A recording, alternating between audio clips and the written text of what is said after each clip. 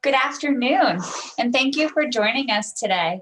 My name is Rebecca Fetterman, and I'm one of the wealth advisors here at Copperleaf Financial in Williston, Vermont. Breanna Sykes is also with us today as one of our panelists. She's a wealth advisor here at Copperleaf. Our guest today is Kathleen Burns Kingsbury. We are absolutely thrilled to have her with us to discuss breaking money silence to achieve gender parity. I've personally known Kathleen for a number of years, and I'm honored to have her here as a resource and a connection. Kathleen is a wealth psychology expert. She's the founder of KBK Wealth Connection and host of Breaking Money Silence podcast. Kathleen is an internationally published author of 5 books, renowned keynote speaker, consultant, coach on the topic of women and health, couples and money. Her mission is to empower women, couples, and families, and the advisors who serve them to shatter money taboos, communicate more effectively about financial matters. And Kathleen, welcome. Thank you for being here today with us. I'm so excited to be here. I'm excited to have you MC it, Rebecca, and get to know Bree a little bit. And thank you, everybody, for taking time out of your busy schedules to chat with us today. Our first question for you today is, why do women struggle with money silence, and how does it contribute to gender pay equality?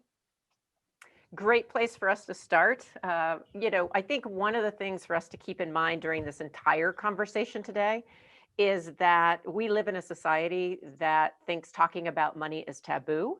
So certainly money silence, this money talk taboo, is not gender specific. So if you looked at it, 44% of Americans, hang on one second, because I want to just respond to the poll. So we have a fair amount of people who work for nonprofit, some self-employed, some business owners, for-profit, and a few currently not working. So, and some others. So it's a good mix for a discussion. So I'm excited.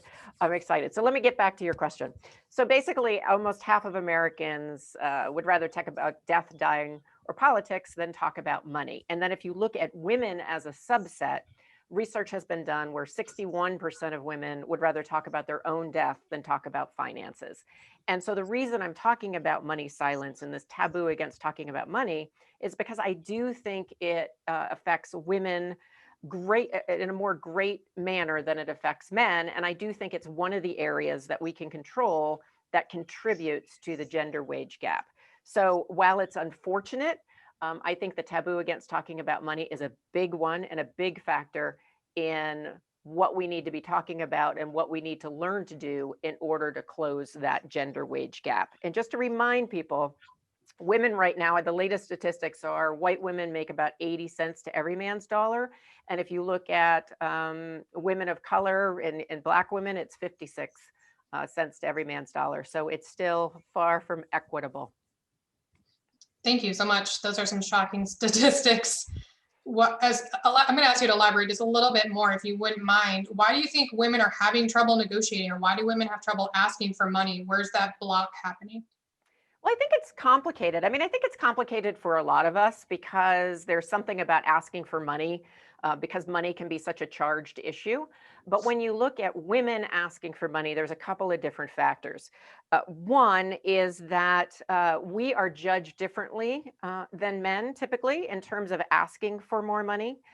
We tend to be seen as, aggressive and profit motivated, and none of those things are nice things in our society when it comes to women. But if you said a man was asking for more money and he was aggressive and profit motivated, it would be okay. So there's this double bind that women are in.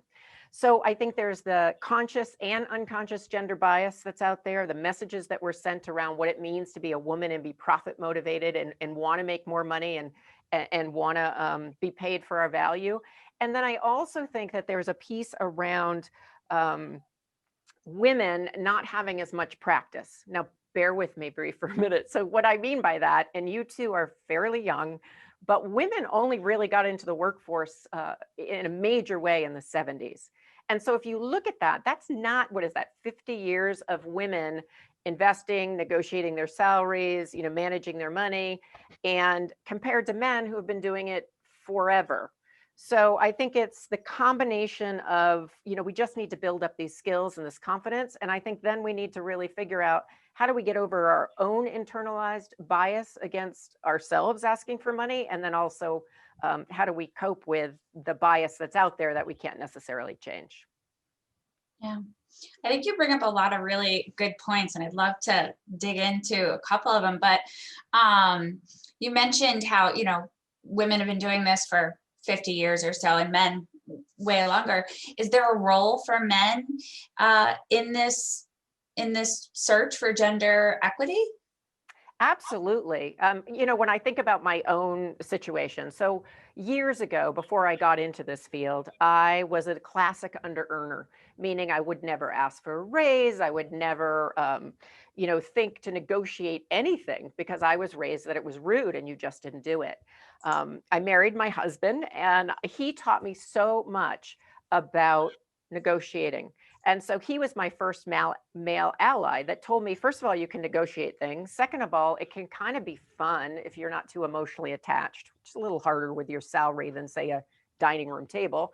But then there's been other men in my life who have really provided mentorship and support. And in fact, Michael's not on this panel today, but Michael at Copperleaf is certainly somebody who I see as a male ally.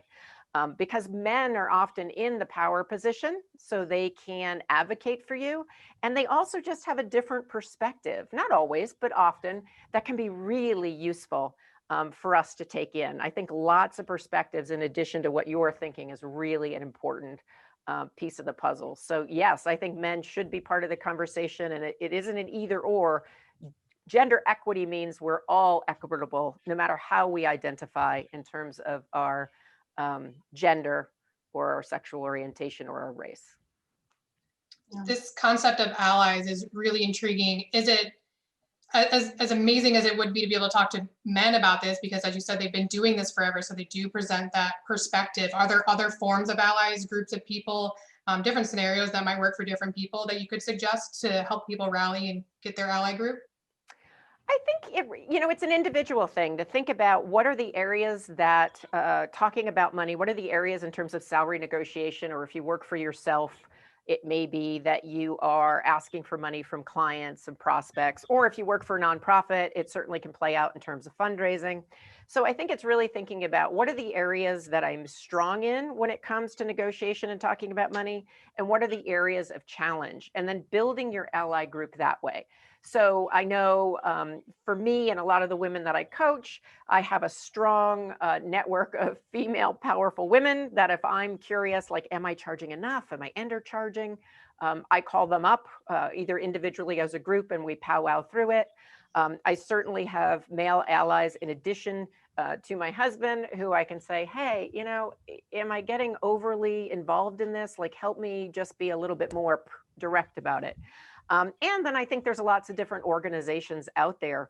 I know Meg Smith happens to be on this call right now, and I know there's the Vermont Women's Fund, and then Change the Story. And so all of those different types of organizations can be useful as well. I'm hoping that answered your question, Bree. Yeah, absolutely. I just think of my own personal, and my ally is my husband as well. But for those of us that are listening that maybe don't have that male spouse or don't have that man in their life, I wanted to make sure that they understood that there's women out there that are just as willing and capable of helping as men. But that did answer, what can men do? Now, if we could elaborate on what can women do to help, change this story and change the narrative and help themselves and help others. Well, I think the first piece that is really important for all of us is to take a look at what I call our negotiation mindset. So how we think and feel about negotiating. Because one of the myths out there is that women aren't good at negotiating. And that is not true at all. Think about all the negotiations. Anyone who dialed in today, anyone who is on the panel with me, the number of negotiations you probably already engaged with this morning. Who's going to pick up the kids, who's going to make lunch, who's doing dinner, why haven't you picked that up from the ground, and I don't have kids, but believe me, I already had a couple of those negotiations this morning. So I think women are very good at negotiating. We just don't tend to think, oh, that's a transferable skill.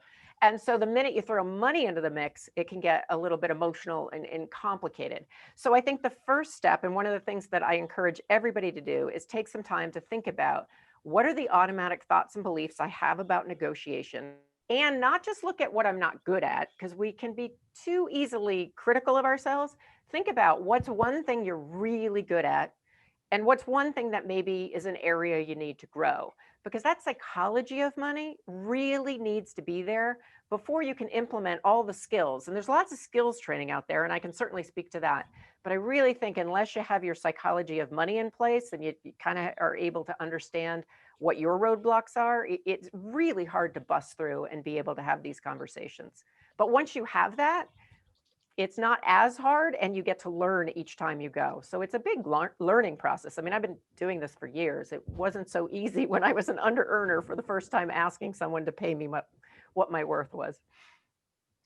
You bring up a good point. I read like a startling, I don't know the exact statistic, but that women start from their first negotiation going in lower and set themselves up for continued lower salary throughout their, which helps widen the gap as years go on in the workforce.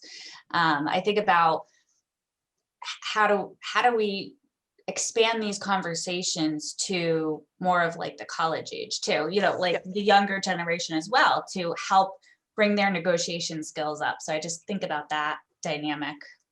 Well, I'm actually preparing a presentation for Women Advisors Network. And so I have stats at the top of my head because I just was doing those slides. And so one of the statistics that people may have heard of before is that if you don't negotiate your first salary, it's about $1 million over your lifetime. And then here's the stat that blew me away. 500 billion a year collectively is what women lose from the gender pay gap. Huge. Wow. So that isn't to say we should all be really discouraged. I think there's a couple of pieces. One is women are often, and this is really wrong, but this is part of what we have to change systematically. Women are often offered a lower salary to begin with. And then some women, although some men do this, but a lot of women don't then negotiate. And I didn't even know. I mean, when I was in my 20s, I didn't know I could counteroffer. And so women don't negotiate.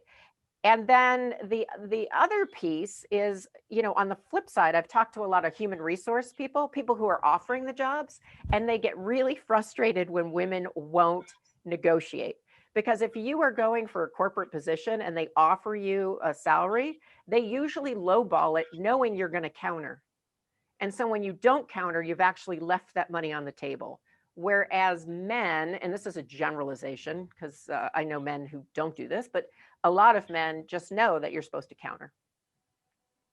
Yeah, I think of those things in the beginning of getting out in the workforce that I wasn't necessarily aware of. I remember having a conversation with a friend, maybe like my second job.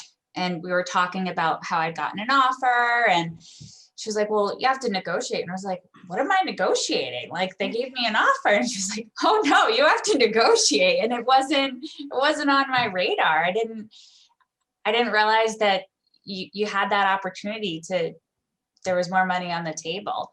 Well, let me just jump in real quick though, Rebecca, because I think that goes to our family history, right? I don't know about you, but my parents didn't negotiate. It just was something we didn't do. And there are other cultures and other families where they do negotiate. So part of that is kind of how you were raised. But I want to just get back to that next generation question, because with the next generation, what is happening is the next generation is negotiating a little bit more. But still, there's these systematic gender biases. There's still women, something like 59% of millennials are still deferring their investment decisions to their male partners. So there's still a lot of work to be done, but I do see it shifting a bit. And the more we teach young people in our lives that this is a skill that you need to have and it's okay to have it, because what's the worst thing that happens? You ask for more money, they say no, you're back to your original offer. They aren't going to take the offer away. That's usually the fear. Like somehow they're going to take it away. No, usually what ends up happening is they give you something. And you can negotiate for money, but you also can negotiate for benefits. You can negotiate for days off. I mean, there's so much you can negotiate. Yeah, thank you. That brings up a really great point. So we talk about salaries and negotiating in the workforce, but there's also people not in the workforce or in other areas of their lives that could really benefit from learning how to negotiate. I think of the example of, I really learned a negotiating skill when I got married, because I watched my husband negotiate buying a car, and my mind was blown.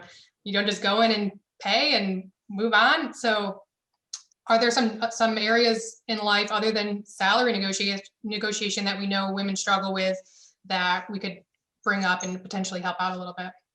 Oh, sure. That's a great question. I think negotiating a car is a big one because there's similar gender bias there, where you want to do your research, you want to walk in, you want to know how much, you can now know how much that car cost, that particular car on the lot cost, how much the dealership needs to make over that cost, and negotiate down to that.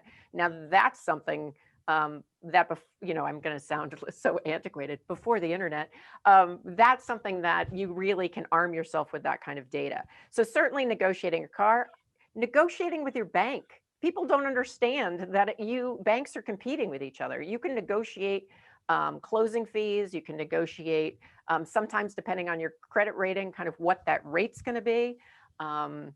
You can negotiate so many things. And one of the things that, and I'm going to go back to my husband, Brian, one of the things he taught me early on is, he goes, no matter what you're doing, just end with, is there anything you can do for me?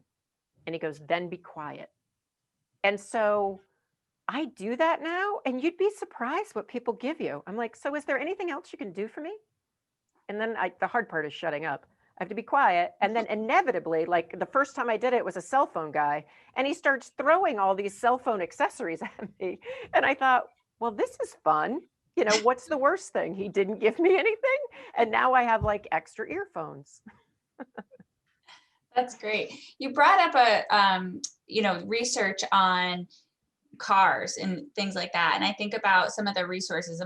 I'm sure people are kind of aware, but there's like, those salary research. So if it's in relation to negotiating a salary, finding out what your worth is, like being armed with some of that information is really helpful to going into some of those conversations as well. So absolutely. And in fact, I think about it in a couple of different steps. So I ultimately have 5 steps, but right now I remember 3. So the first is, I already talked about identifying your negotiation mindset and the psychology of money and working with that. The next is to know your value. And there's actually 2 parts to that. One is the part you're talking about, Rebecca, where you go and you do research. So if you do research on your salary, you do research, if you are like me and you're an entrepreneur, what other people are getting paid to do similar work. And so you have to crunch the numbers and do that research. You may even want to talk to a colleague, or this is where my girlfriends and my male allies come in. And so you want to get that data and do your homework. You also then want to work at, how do you know that you are valuable? And how do you, this would be my 3rd step, how do you communicate that value in business terms? Because one of the mistakes I see people making is they think, if I do a really good job, then they'll just reward me with more money, or they should because I deserve it. That is not a business case. You have to say, I'm providing X number of value, and it's going to positively impact our bottom line. And this is why. And so a sales job, it's easy to go, oh, I brought in, 100 new accounts, and it's resulted in, $100,000 on the bottom line. That's easy. It's a little bit harder if you're a receptionist, or you're working for a nonprofit and maybe you're not directly tied to the P&L, the profit and loss statement, but you still can look at, am I increasing efficiency? Am I bringing in more resources? Am I cutting down on expenses? What is it that you're doing that you can make a business case for it? Because that is when bosses and clients and prospects say, yeah, I'll give you more money, because they see the return on investment. that's a really good point. I wonder about expanding a little bit more on examples of how women can get into their money psychology mindset, right? Like, how do you start asking yourself some of those questions? Sure. I have this whole exercise that I do in my course and when I work with people one-on-one, but I'll give you a little sample of that. So if you were to think about answering the following statements, a statement such as negotiation is, and you just fill in the blank, or women who negotiate are, men who negotiate are, my biggest fear when I ask for more money is. And so it's getting like, what am I automatically thinking? And so I have this whole assessment that I do. Another way to tap into that, Rebecca and Bree, is to just listen to your self-talk. Suppose you're about to go do a negotiation, or you just came out of a negotiation. Write down every thought you had, because that is what's called your money mindset or your negotiation mindset. And those are the thoughts that you're feeding to yourself that are then impacting how you're feeling and impacting your behavior. Because if you walk into a negotiation meeting and say, you know what, I'm really valuable, and you know what, I enjoy having a money conversation, you're going to sit up straight, you're going to have a different mindset, and you're going to come across differently than you walk in like a lot of us. And I respect that a lot of people may be in this place of like, oh my God, I have to talk about money. I don't want to. I can't wait for it to be over. Then you're going to be smaller. You're not going to be as confident, and you're probably not going to communicate your value as well. So it's a lot of practicing and a lot of learning. But the psychology, I think, is really key. I think that's why we stay stuck, because we don't look at the psychology of money enough. I think that is a fantastic point. Just putting yourself in the correct mindset and really convincing yourself before you have to convince somebody else of your worth. And I think about the time that we're in right now with COVID and so many women leaving the workforce, and now they're hopefully trying to get back into the workforce. Can we talk a little bit about that and what that's going to look like? And it's essentially starting from, like we discussed before, you're starting with your salary. So maybe some tips there, or what that looks like in the COVID times that we're in right now. Sure. One of the statistics that I had shared with you before we went live is that 4 times the number of women have left the workforce compared to men as a result of COVID. And a lot of that is caring for kids, caring for elderly. Also, you look at women who are frontline workers. There's more women who are frontline workers. And so it is a really tricky time, I think, for all of us, but for women. And so your mindset is something that is important. And so there are and I'll share a personal story. So March 13th in Vermont, we went on lockdown or shutdown or whatever you want to call it. And so within a period of 3 days, I'm a keynote speaker and I speak at live conferences. In the period of 3 days, I lost all my business for 2020, except for my virtual business. And so needless to say, my negotiation mindset wasn't very strong. And so I know in April, I can remember sitting around thinking, I don't know if I can ask for money right now. I mean, I know I'm supposed to be the person who tells you to, but I felt really bad about it. And we're in this crisis. And I waited another month, worked on my mindset, did some free offerings. And what ended up shifting for me, and I think is the opportunity here for anybody who's having this type of mindset thing, is it shifted to, wow, what is the value I can provide in this crisis? How have I become or stayed valuable, or maybe gotten even more valuable?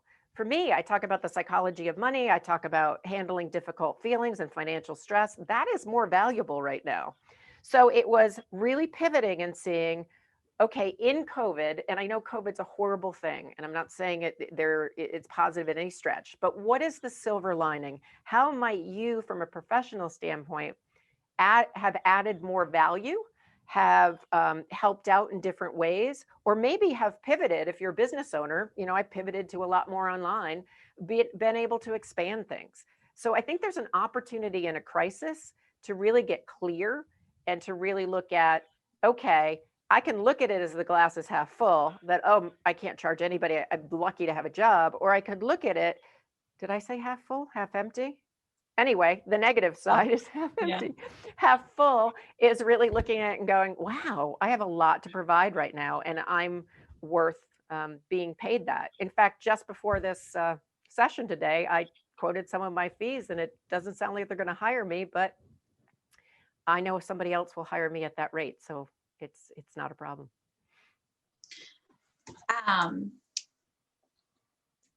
I think it could be really helpful. I mean, you're talking about some of the things you're doing. you're out there, you're breaking this money silence all the time. What else are you doing right now to continue these conversations with COVID changing? What have you been doing out there right now? Are you talking about, can you be a little bit more specific? Yeah, so like with COVID, and you've made some changes, have you been doing more of the coaching for breaking money silence? What have you found people like responding to or being needed out there? Well, I think one of the things, and depending on where you work and what you're up to, we've all had to pivot to virtual, and I certainly was included and am included in that. So I took it as an opportunity to develop a Breaking Money Silence learning lab full of online courses, the first one around breaking money silence on negotiation.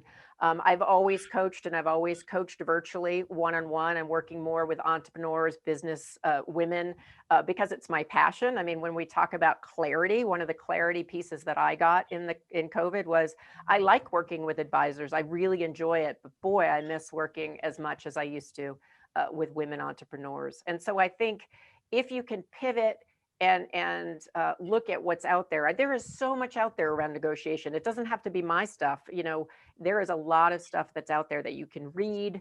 You can take free courses. You can take paid courses.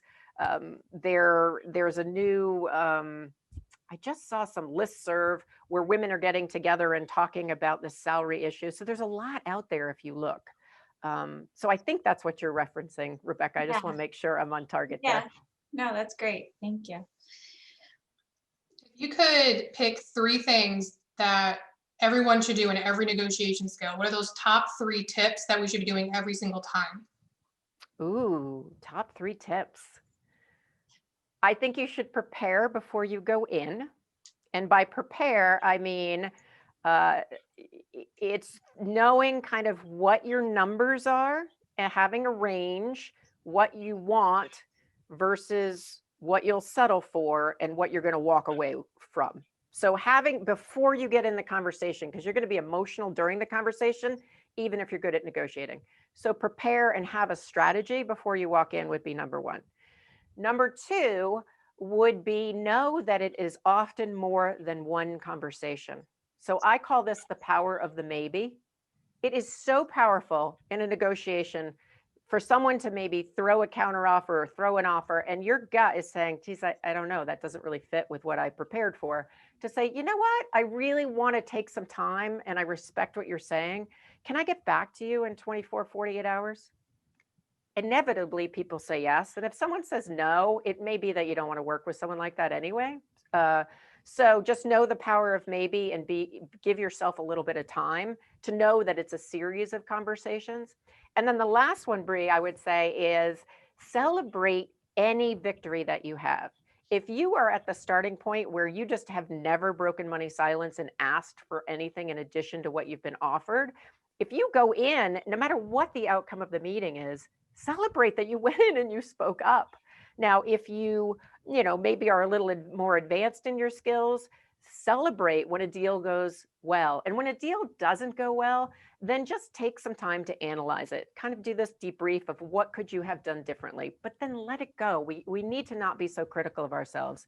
You are not going to win every negotiation. In fact, if you are priced right as an entrepreneur, 20% of your prospects will walk away. So if everybody's saying yes, you may not have your fees set right. So those are my 3 things. Thank you. Those are fantastic. And that's a really interesting statistic. So sometimes just getting out of our own mindsets and not being so critical. We need to be critical enough to be able to analyze our own situations, but take a step back and appreciate what you've done and the accomplishments. I think that's fantastic advice.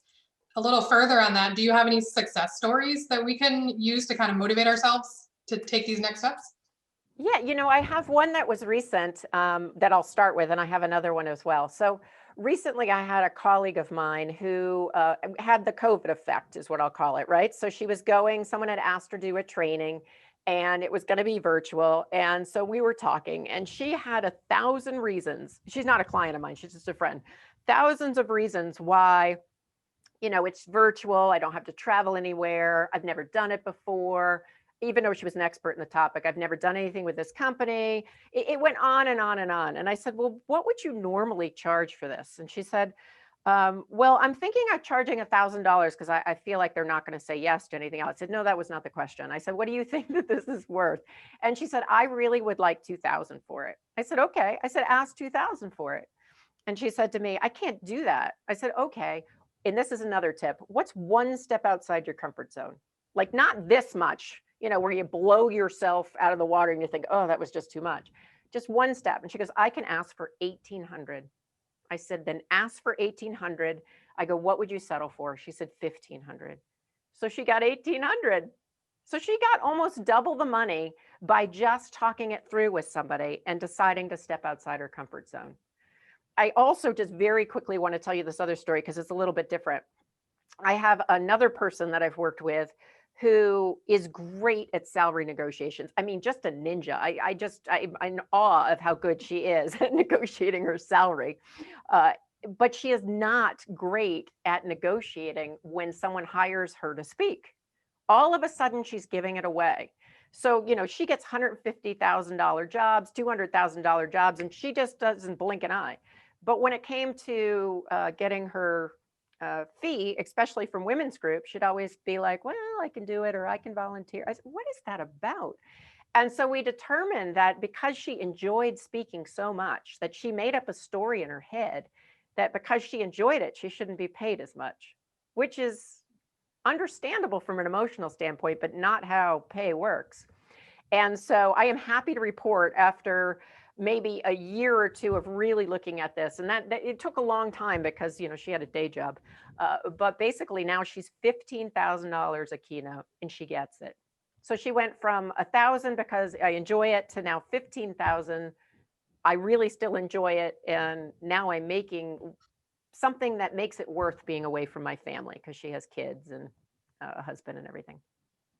You bring up in all these success stories and I keep hearing the same thing, which is not the same thing, but it goes back to that conversation with somebody, right? Like that person or that ally, or maybe it's a colleague or a husband or a best friend or something, but how important that is. And even if you're struggling with it internally, taking the time to talk about it with somebody, because people do want to help you. And yeah, I think with women, we also, and this is a generalization, so if you're on the line and this doesn't fit, that's fine. But in general, we often need to verbalize to learn, and role playing, practicing, getting out of our own head can be really useful. And we make up, and this is everybody, we make up all this stuff about money in our head. And so having somebody else to bounce that off of can help us really get a sense of, what's on track and maybe what's something in our money history or money story that isn't useful. So I do think that engaging in those dialogues, and whether it's, formally with a coach like me, or whether this is getting a group of a couple of people together that you feel comfortable enough with, it doesn't matter. It's just getting out of your own head and then practicing. It's really practicing the different skills and knowing it's like skiing. Sometimes you're going to fall on your face and sometimes you're going to have a great powder day, right, Bree? She's not Absolutely. a skier, but Well, thank you so much, Kathleen. This has been really helpful. I know for me, I'm hoping for everybody else as well, but we're going to take a few minutes to organize this long list of questions that have been coming through. I want to make sure we have a chance to answer all of those. We're also going to provide one more polling question for everybody to kind of wrap it up and give you one more question. It's going to relate to hopefully how much this has helped, and what is one action that you'll take after listening to today's roundtable. Because we want to take action when we're motivated to do that, right? We don't want to put it on the side burner. So if you guys want to take a minute to answer this, and then I'm going to organize some of these questions and we're going to dive in and hopefully get them all answered. I think mine would be I have an ally in my husband, but I want a group of girls that I can chat with too. Yours sounds so much fun. My husband and I just bicker back and forth about it. I'd rather sit down for a glass of wine with a bunch of women. We'll invite you in, Bree. It is a fun group. Thank you. I also would be interested if people do check other, if they want to put in the chat, like what's another step that they're considering, because that would be really useful information for me, and I think for other people as well. Absolutely. If you click other, let us know in the chat what other ideas spurred through this conversation. So we can start going through some of our questions. All right, let's see how the poll came in. 42% came in with checking out your Breaking Money Learning Lab. We also have 4 that are going to find their financial ally. That's fantastic. And we have 3 others. So if anybody wants to provide that other information in there for us on the chat, we'd be happy to see what else spurred in the middle of this conversation. And before my first question, I just want to let you know that that link up there is for my free course. So there is a free course. I don't want to scare people away. Overcoming your fear of negotiating. So it's all about the psychology. And then there's also a pretty reasonably priced paid course, which that's where the 10% is off. So I don't let your money stuff get in the way of checking that out. Fantastic. So it looks like our first question that popped through is, once you've already negotiated that quote unquote first salary years ago, is there a way to find pay equity with the men in the organization long after that? So a period of time? Well, it's so specific industry to industry, but in general, what I have discovered and what some of the research shows is that often women will jump to new firms in order to get that pay bump. I'm not saying you have to do that, but sometimes if you go into a new situation, it's easier to get a bump up than if you're staying at your existing organization. The other thing that I would say is now is a time where we are talking about gender and racial equity a lot. So your firm may be doing some work around how do we have an equitable firm. And if that's the case, then it could be saying, one of the things that I get a sense of, or I happen to know, is that, that I make less than somebody else in this position who happens to be a man. And I would like to talk about how I could work towards equity. You'd have to be a pretty direct communicator, but I think there's ways to do that. And certainly you're gonna get allies, and it could be female allies as well, but someone who is higher up that has more of a power position, so to speak, can also give you tips and tools that are specific to that particular company or that industry. That's a really great point. I think it brings into another bias where you're not supposed to talk about your salaries, right? You're not supposed to know what the person to the left of you is making, but if we're having those conversations, that's how we're going to break some of this silence, because we don't know what we don't know.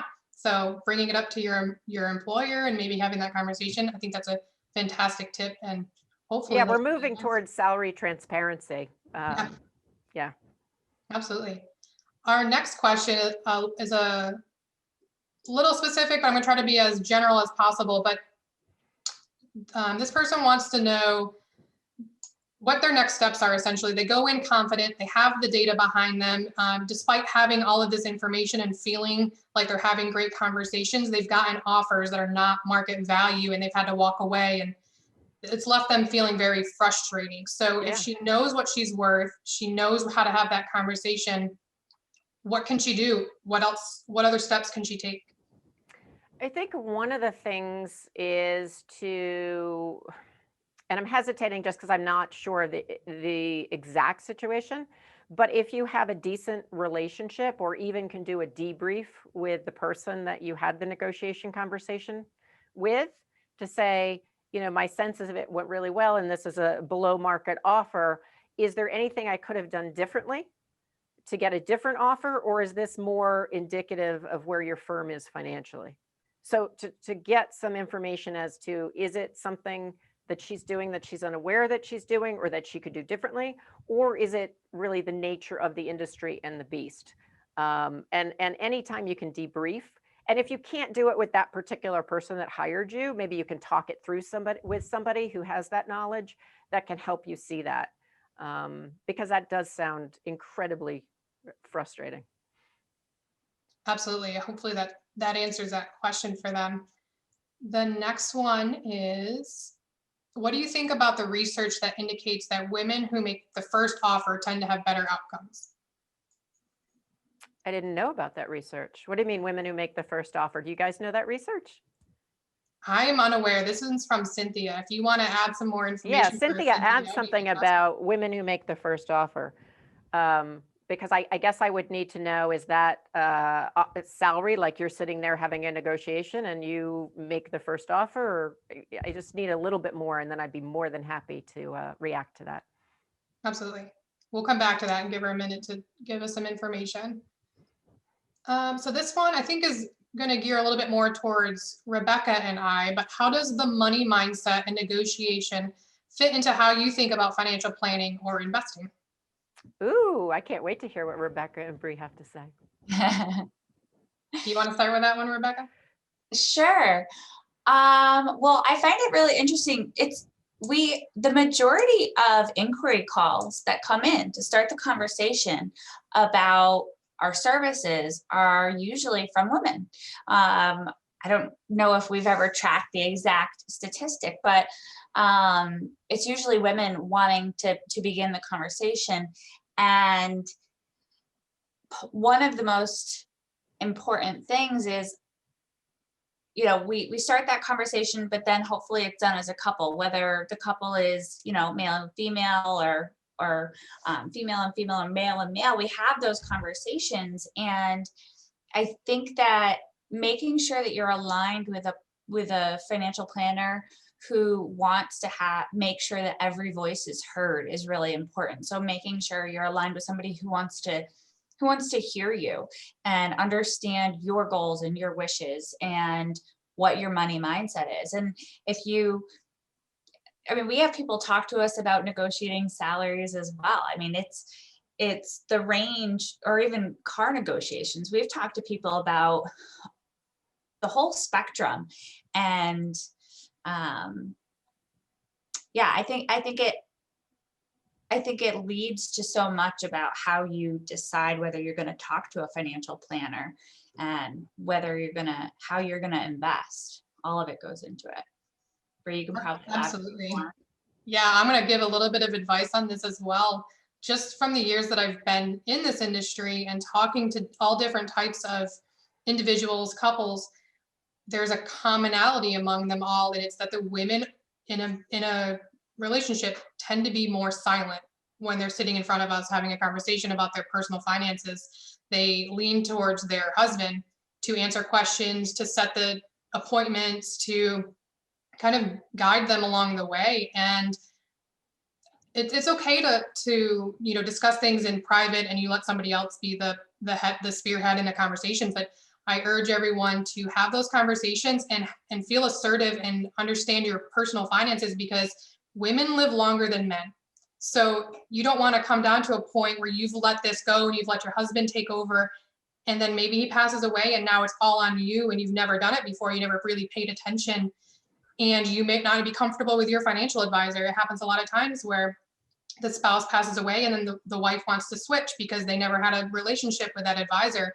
So I recommend starting early. Have that relationship. Both of you should agree on who your advisor is going to be, and you should both have those conversations together so that you're both on the same page of what your finances look like, having the confidence to talk about what your goals are and what you want for the future out of your finances. And don't leave it all on your spouse, and just make sure that you're having those conversations. But we love engaging both parties. And obviously we're women, so we always kind of lean a little towards the women, and I pay attention a little bit more maybe than I should. So we know that they're being more quiet, but speak up and have a conversation and get your questions answered and take those next steps as far as the planning process goes. Yeah. Can I circle back to Cynthia? Because I happen to open this. So Cynthia, I have not seen that video. I love that you sent that link. Maybe there's a way in which you all could share that link with everybody. So I'm not going to comment because I haven't read the research, but I love that I always learn something during these. So Cynthia, what I'm going to do is check out that video. And then when I'm responding to anything else, in terms of this follow-up to this particular event, I certainly will include or have them forward it to your email directly, because I'm really intrigued by that.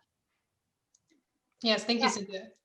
Yeah, I think Bree brought up a good point. I just want to elaborate on it a little bit. In women feeling confident to feel free to talk to financial planners about their goals and wishes and be part of the conversation more, speak up a little more. One of the things that I've noticed, not from every person by any means, but often, you may not care about the mechanics of like the investment world, right? Like, what investments and all that stuff, but that's where sometimes, finding a person that you're comfortable with from a financial planning standpoint, they can help with the mechanics because they have the background and the education to help with the mechanics of the investments, but making sure they hear your goals is what you should make sure you speak up about. So, that's something I've seen. Well, and I think, I always relate it to nutrition. So we all need to know our basic knowledge of nutrition in order to take care of our bodies as we get older, our bodies and our minds, and, but we don't need to be experts on it. And the same thing in your financial life. Like you need to know enough to be able to pick good people like Copperleaf, to be able to find someone who's a couple-friendly advisor, an area that I've written and trained a lot on. And the idea that you may be a woman on the line right now that is the voice, and your husband or your female partner is the quiet one. That's okay too. It's really about having each of you have a voice, like I think Rebecca and Bree have said. That's really key. Absolutely. That ties in slightly to our next question, which they bring up the fact that they're going to be changing fields. So they're losing the network that gives them a lot of info on what their salary is right now. They're aware of Glassdoor, they're aware of Pay Scale. Are there any other resources that we can recommend to them so that they can look into this new field that they weren't in before?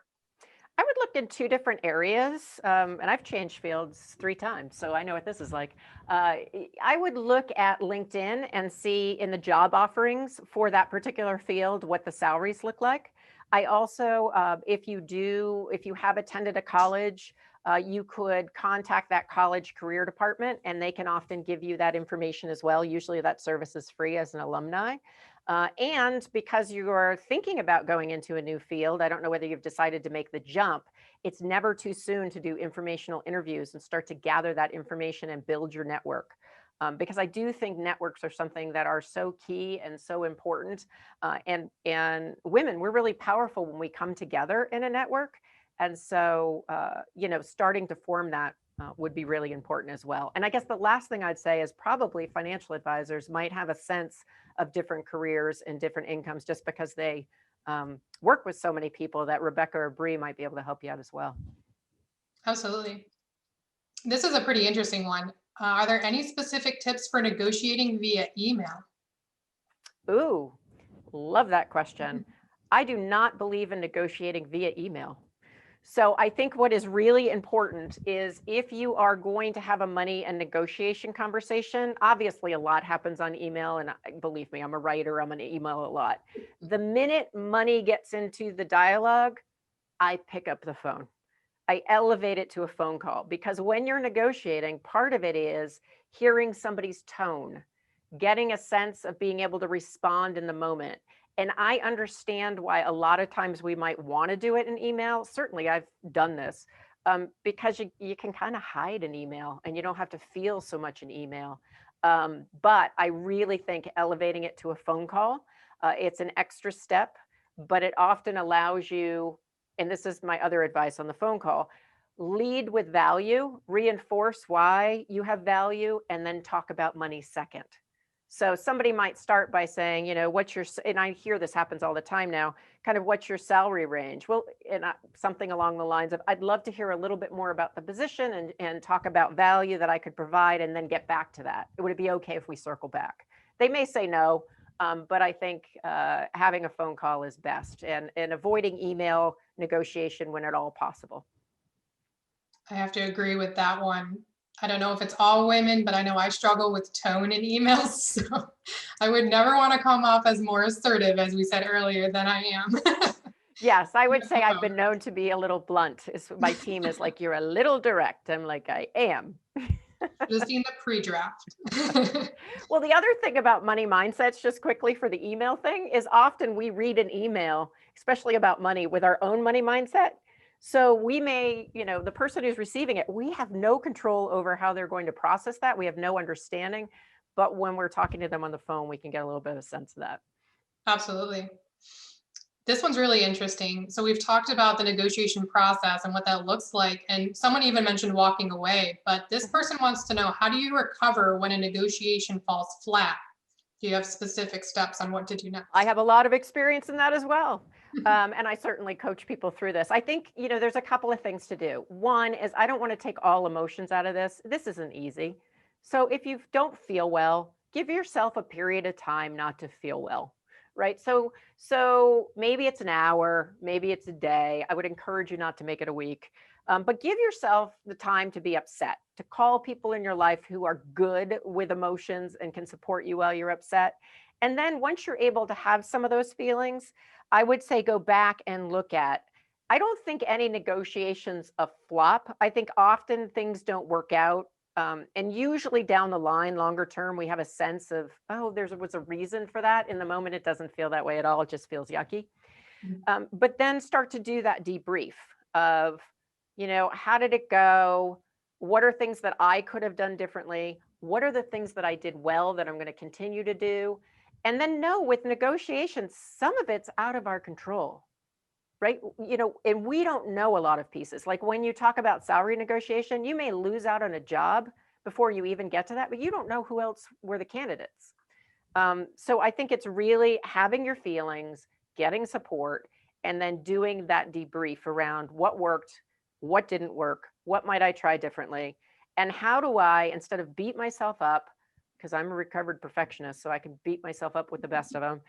Instead of beating myself up, how do I compassionately say, well, I got out there and I tried, and next time I'm going to, continue to try, and I'm going to do it a little bit differently. And that's where the group of girlfriends or male allies or combos can be really helpful in lifting you back up. And I know when I'm not laughing, it's a problem. The minute I start laughing, I'm like, gonna be fine. Absolutely. That's great advice. We're just about at time. We had one more question to answer, and it was very specific about their role. So if you're okay, I'm going to give you their information and give a more detailed answer to them personally. As long as they're okay with that as well. So it's the question is essentially, they're a real estate agent, so they wanted some advice on getting more firm with each listing appointment and the price range that they're willing to settle at and what their commission should be. Yeah. So I didn't know if you had very specific advice for them. It might be something you we can do, absolutely fine. Giving you a little free consult and then kind of going from there. But yeah, no, this has been great. I mean, I hope it's been good for the participants, but I've had fun. Oh, I've had so much fun. I love talking with you every time even when we're just planning this, I was really excited for this. So I'm glad everybody was able to join us. Thank you everyone for coming today. If you really had a great time here, we do these about once a month. If you would like to join us next month on Tuesday, February 23rd, Michael is going to be hosting, and his guest is going to be Dr. Mark Pitcher, MD, and he's going to share some insights about healthcare in the age of COVID and the vaccine. Wow. So it could be a really interesting one to get on. Thank you again for showing up, and we'll do some follow-up email with some information and answer your, Cynthia, we're going to answer your question as well once we do some more research and look at that video you provided for us. So thank you so much. Take care and stay well, everybody. Thank you. Thank you, Kathleen. Thank you. Thanks for breaking money silence with me.